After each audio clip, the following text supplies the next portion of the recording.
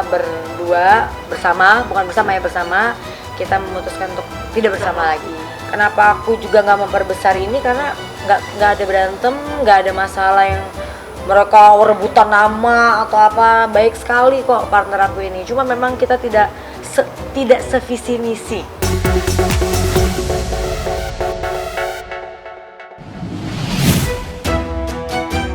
Seperti itulah suasana sedih dan haru saat Ashanty dengan terpaksa harus memberitahu ke seluruh karyawannya terkait keputusannya menutup semua outlet penjualan kuenya di berbagai tempat.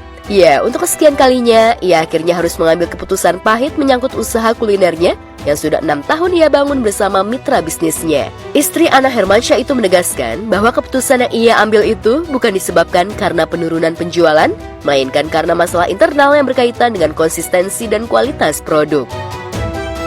Tadinya berdua bersama, bukan bersama ya, bersama. Kita memutuskan untuk tidak bersama lagi. Kenapa aku juga nggak memperbesar ini, karena nggak ada berantem, nggak ada masalah yang mereka rebutan nama atau apa. Baik sekali kok partner aku ini, cuma memang kita tidak sevisi misi. Visi aku mempertahankan kualitas rasa yang aku jual dari awal. Ashanty tidak menyebutkan secara pasti apa alasan dirinya menutup permanen outlet-outlet penjualan kue yang berada di sejumlah tempat. Selain menutup toko kue, ia juga terpaksa merumahkan 150 dari total 200 pekerjanya. Memutuskan hal ini nggak mudah.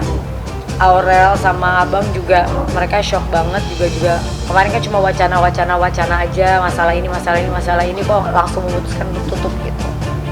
Aku sama Mas Anang yakin ini jalan keluar terbaik. Ini jujur nggak ada berantem sama siapa-siapa. Jujur bener-bener hanya ada masalah internal. Dan aku juga orangnya idealis banget dengan yang namanya kualitas, nggak akan merubah apapun itu. Intinya ya kita lumiar tutup. Ashanty menjelaskan bahwa keputusan ini telah dipertimbangkan matang selama berbulan-bulan. Menurut pengakuannya saat ini, ia sedang menghadapi banyak tekanan, mulai dari kuliah S3 yang belum rampung, hingga masalah pribadi seperti penipuan dan persoalan tanah yang diserobot orang. Kondisi tersebut sampai membuatnya mengalami stres berat hingga mendatangi seorang psikolog. Aku udah 2 kali ke psikiater. Memang stres akut aja. Meski begitu, sisa karyawan sebanyak 50 orang yang masih bertahan akan tetap ia berdayakan lewat bisnis kuliner baru yang sedang ia rancang. Pilihannya jatuh pada bisnis kuliner bakmi ayam dan es campur.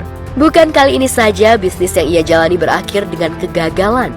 Sebelumnya, belasan cabang rumah makan di kota-kota besar dan juga brand kosmetik sejak beberapa tahun lalu sudah lebih dulu tutup. Padahal untuk mendukung bisnisnya itu, ia rela menempuh pendidikan Magister Manajemen Bisnis di sebuah universitas ternama. Lantas benarkah Ashanty tidak hoki berbisnis di tahun ular kayu ini? Namun begitu, ia tidak menyesal dengan keputusannya menutup outlet kuenya yang sudah disukai banyak konsumen itu. Aku ya tepatnya sama Mas Anang pikirkan sebenarnya udah berbulan-bulan, karena memang kayak lagi bertubi-tubi aja gitu masalah gitu. Tiba-tiba ketipu sama orang, aku ada masalah sama tanah.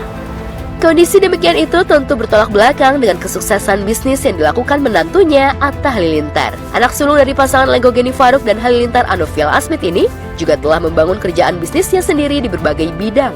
Mulai dari fashion, publishing, sport, hingga kuliner pun telah dijajal untuk menimbun pundi-pundi uang.